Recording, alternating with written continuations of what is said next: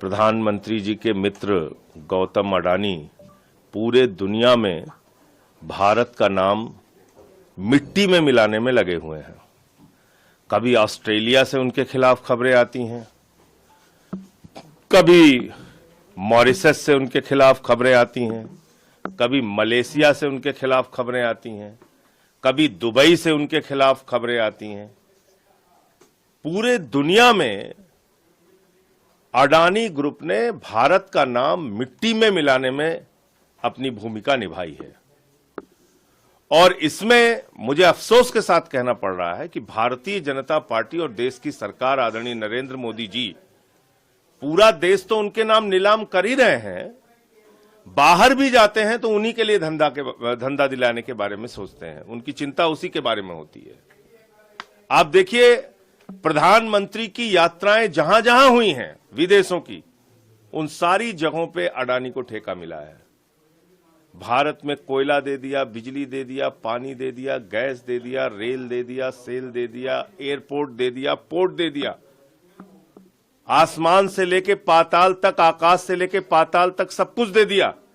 और ये जो मामला आया है सामने, जिसमें वहां की एक कमीशन ने ये पाया है कि लगभग $265 मिलियन की रिश्वत अडानी ने खिलाई है अमेरिका के अंदर कॉन्ट्रैक्ट पाने के लिए, ठेका पाने के लिए, बहुत ही गंभीर मामला है।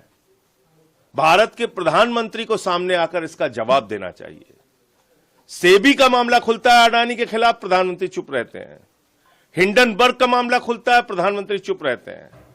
और अब तो उनके बहुत ही प्यारे दोस्त ट्रंप की सरकार है अमेरिका में, उस सरकार में भी अडानी के खिलाफ यह मामला सामने आया है। प्रधानमंत्री को सामने आके बताना चाहिए।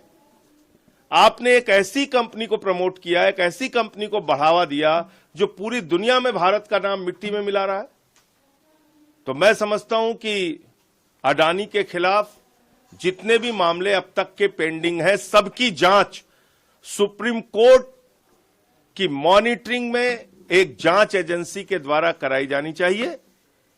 और जो भी भ्रष्टाचार उन्होंने कर रखा है देश के अंदर और देश के बाहर, उसका सच देश के सामने आना चाहिए और उनके खिलाफ कार्रवाई होनी चाहिए। कि जिस तरीके से आरोप सिद्ध हुए हैं, कन्विक्शन हुआ है, इंडाइटमेंट हुआ है, काश अगर हमारी खुद की इन्वेस्टिगेटिव एजेंसीज जब इस तरीके की रिपोर्ट सामने आई थी उस पर इन्वेस्टिगेशन करते, फ्री एंड फेयर मैनर में करते हैं।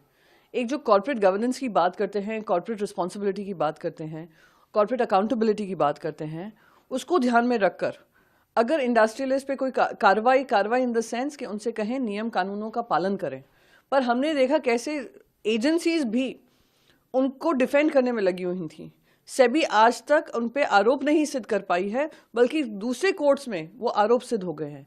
उन पे कहा जा रहा है लाखों करोड़ों उन्होंने खर्च किए हैं ब्यूरोक्रेसी में, गवर्नमेंट ऑफिशियल्स पे कॉन्ट्रैक्ट्स लेने के लिए, सोलर पावर कॉन्ट्रैक्ट्स लिया। और वो उन्होंने इन्वेस्टर्स को, यूएस इन्वेस्टर्स में जो बॉन्ड्स थे जिससे वो पैसा कलेक्ट कर रहे थे, उन्होंने उसको रिवील नहीं किया है।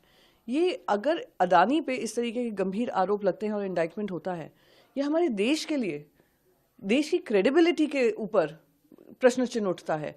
सालों से कमाई हुई क्रेडिबिलिटी, सालों से कमाई हुई इज्जत एक इंडस्ट्रियलिस्ट की वजह से गवा देना, मैं मानती हूँ बहुत ही दुर्भाग्यपूर्ण है। इंडस्ट्रियलिस्ट विकास करें, इंडिया की प्रगति में उनका योगदान रहे, पर इस तरीके से जो इंडिया में ही इन्वेस्टिगेशन होना चाहिए था, आज विदेशों में डंका बज रहा है। ये बेहद ही शर्मनाक है, दुखद है। और मैं उम्मीद करती हूँ कि without losing any more time, Indian agencies थोड़ा स्पाइन दिखाकर उनको सही कॉर्पोरेट गवर्नेंस के अंतर्गत उनसे अकाउंटेबिलिटी मांगेंगी। और ये कौन से गवर्नमेंट ऑफिशियल्स हैं जिनको ब्राइब दे देकर आज यहां तक पहुंचाया कि उनके पास इतने कॉन्ट्रैक्ट्स हैं कि दुनिया भर के सबसे अमीर आदमी बन चुके हैं।